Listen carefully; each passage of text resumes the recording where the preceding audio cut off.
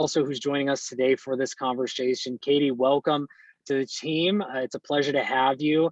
And if you can, just a short introduction to the world on who you are and the excitement you have here at DLTx. Thank you, Kyle. I'm glad to be here. So I've been in this space professionally full-time for the last 4 or so years, started my own agency and have done a lot of work with probably around 20 or so different projects, definitely in the open source and decentralized arenas with marketing and communications mostly. So a lot of what I've been doing lately is strategy and market positioning strategy and how to really, look for competitive advantages and opportunities. So thank you. I love it. Yeah, well, thank you for being here. And I mean, competitive advantage is a great transition to the next topic. And that is this model we're starting to see kind of come out of these new digital realities and metaverses that we've been talking about, and that's play to earn, and how that's playing a role into the changing landscape of decentralized finance. James, if you can kick us off on what play to earn is and why this is such an important topic as we look at the future of decentralized finance and how things are evolving globally, but we also know that this might be focused on a particular region right now.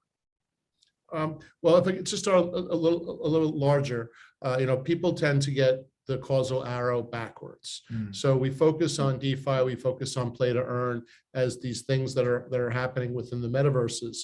And what's really happening is that if we're going to have a metaverse and we're going to have a place where we can congregate and live our lives and start to exercise our will to communicate. You need a way to earn a living. You need a way to actually have value come out of these transactions if you want to get people spending their time there and focusing on what would historically be their daily work working at McDonald's, which is the only entry-level job left in the United States, it seems, right? And so play to earn is a way to start to shift the value that's created by people getting together and doing transactions and bringing it back to the decentralized individuals who are participating and adding value to the system, which is the heart and the DNA of why we have crypto, why we have these decentralized environments, is to move the value away from the centralized authorities who are working adverse to you and who have a conflict of interest to you as to who's getting value and who's paying. It was because they're taking the premium of the value you create and calling it their profit, right? And to go back to the 1970s in traffic, the man in the suit just bought a new car based on the profit he made from your dreams. We've talked about this before, Kyle. Yes. And so what's happening now is in these decentralized worlds, I can now participate and create value, which is gain the attention units of other people. That's how you create value. And now part of that value, or most of it actually, can inure back to me and be shared with the protocol, which then supports future transactions and future value, as opposed to going off the grid into the pockets of the capitalist or the investor. And so what you're seeing in play to earn is the ability to participate in games, which are really transactions and uses of your attention, to create value, and then actually to gain benefit from that myself and to those people I choose to share it with, to create a world where we can actually have income and benefit from our activities on a daily basis. Mm-hmm. James, David, anything to add on to that? And then, by the way, for the audience, one of the games that James was referencing, and I'll add for context, that is seeing a lot of success around this model is Axie Infinity, and we're seeing a lot of growth around the Philippines and Southeast Asia, where this model is starting to take shape. But to James's point, this is becoming a global scale business model that we're starting to see, to Katie's word, as a strategic advantage or competitive advantage to those companies. But David, anything else to add on to play to earn and kind of where that takes us from here? No, that's a great example. Axie has really got a lot of traction right now. A huge number of users have flowed in. I think all 3 of my kids play Minecraft. And so sort of this user-generated content, it has all this latent demand that people want to share with each other. And so, I see that as sort of one of the natural next steps for the metaverse. Is it took it from this sort of ethereal, well, there'll be virtual land, or, sort of these things, to, no, here's, the immediate use case, right? And so I think we're going to see a bunch of those, but it'll be interesting to see how it evolves the next few years. Well, and speaking of evolution, decentralized finance or DeFi, this is probably one of the biggest topics throughout this entire industry, and in some arguments in the news today. As we've seen, again, non-fungible tokens play a role in this, and I'd like to talk a little bit about how that plays a role, but then also that evolution of play to earn to the universal basic income or UBI conversation, and how DeFi will impact all of our lives. Katie, you've worked with over 20 different projects and then some. When it comes to strategy and when it comes to that competitive level, why has DeFi played such an important role in some of these companies and where the industry is going today? So I think it's interesting. There's, people are waking up, and I think the pandemic has been one of those kind of events that happened, that it's a black swan event, you could say, for this instance, but it's one of those major events that happen that everybody starts to, realize things that they didn't previously realize, right? So all of their thoughts are beginning to get challenged, whereas they didn't have that before because they were just going through the monotony of their routines. And so with everything that's been happening in the political climates and things like that, there's this more a better collective understanding that, okay, the systems are broken. And so everybody is looking for ways to challenge the system, escape the system. And with the age of information that we live in, everybody can Google and talk to each other. Everybody with a smartphone is their own media source. And so having that at their fingertips, things are starting to be pieced together little by little, and you're getting more and more people awakening to that. So I think this is a huge paradigm shift. I'm sure the audience is on board with that.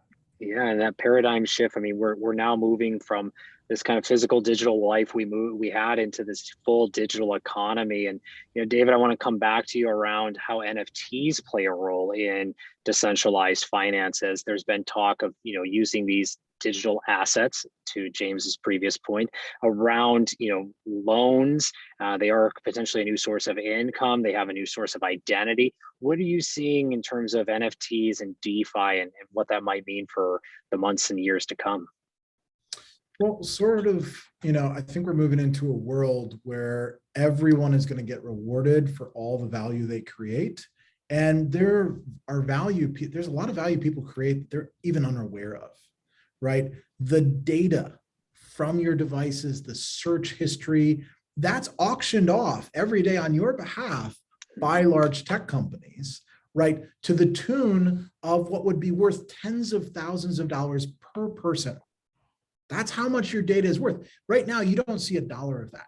Okay, you get some free searches, you get some free products, but free is really the product. Your data is the product. So all of a sudden, now we have ways to monetize and bring back to the individual all that value they were already creating that they were unaware of, that these companies have been monetizing and enjoying these trillion-dollar market caps. It's because they've been effectively taking all that data from us for free, right? And people are starting to wake up to that. But just to tie this in with UBI, I wrote an article a number of years ago about, can UBI be ethical, right?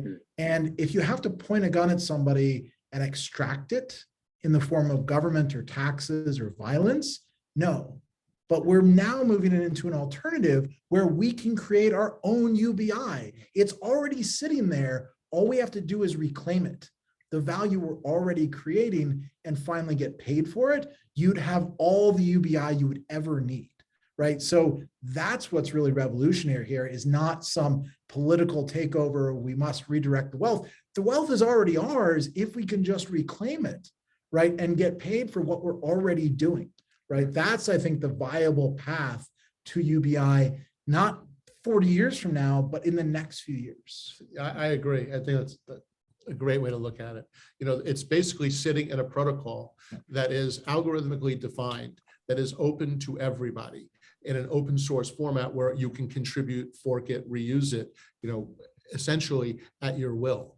And so all of a sudden, instead of having to jump through hoops or to obey someone else, you can volunteer into a system, understanding what the deal is, and then decide to spend your time and attention to then earn the rewards that are yielded by an algorithm that you understood when you entered the system. And I think that's really the beauty of what we have in front of us.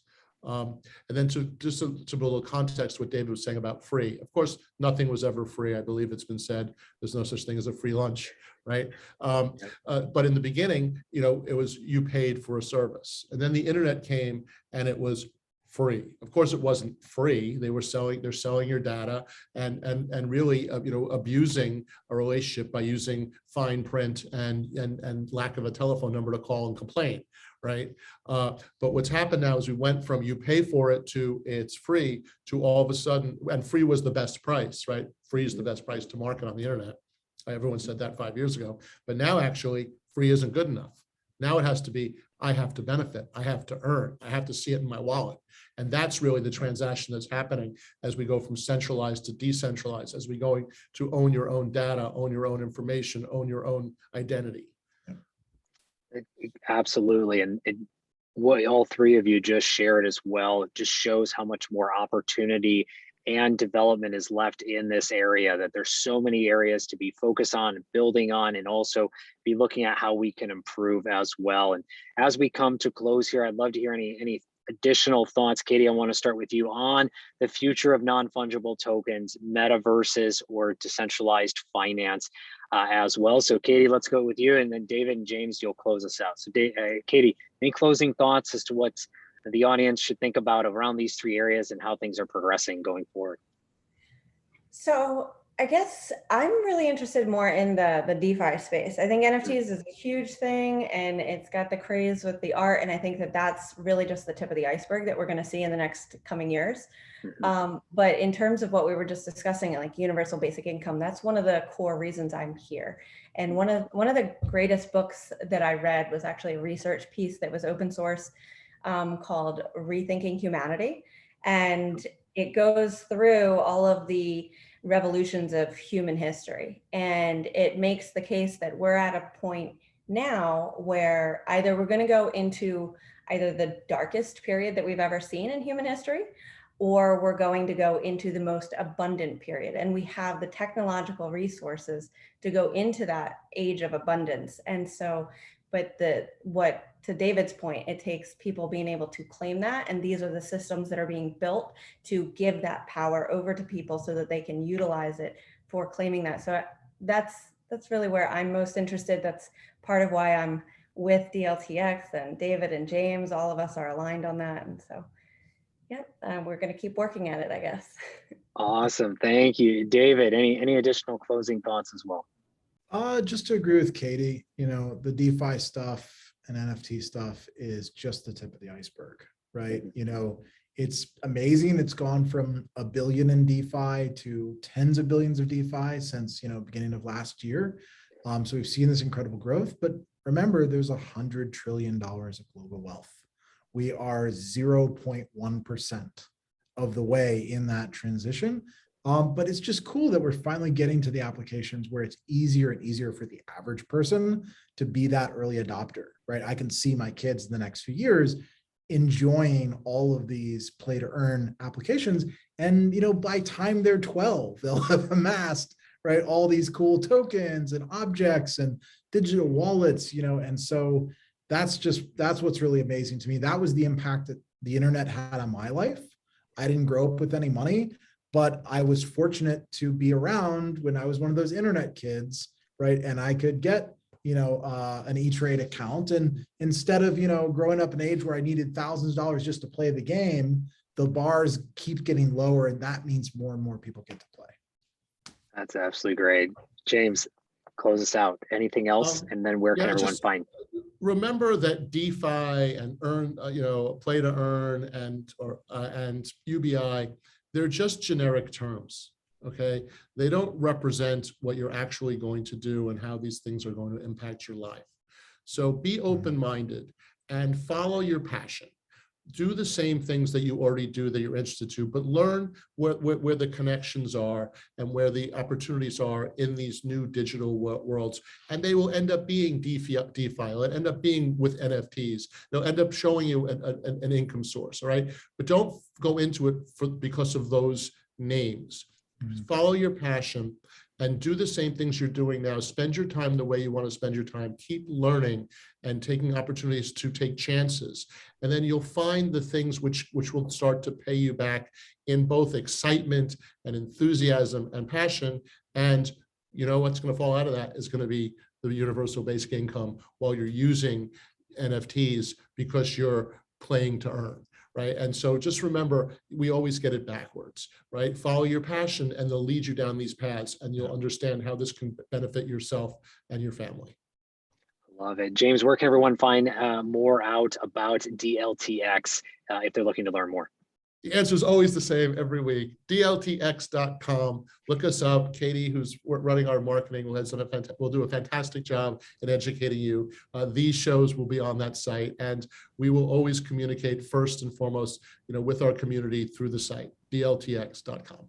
Wonderful. Katie, David, James, thank you very much. Audience, thank you for tuning in. We'll be back here next week with more and breaking down more topics with the team and founders of DLTx. I'm your host, Kyle Ellicott, and we'll see you soon. Take care, everybody. Thank you.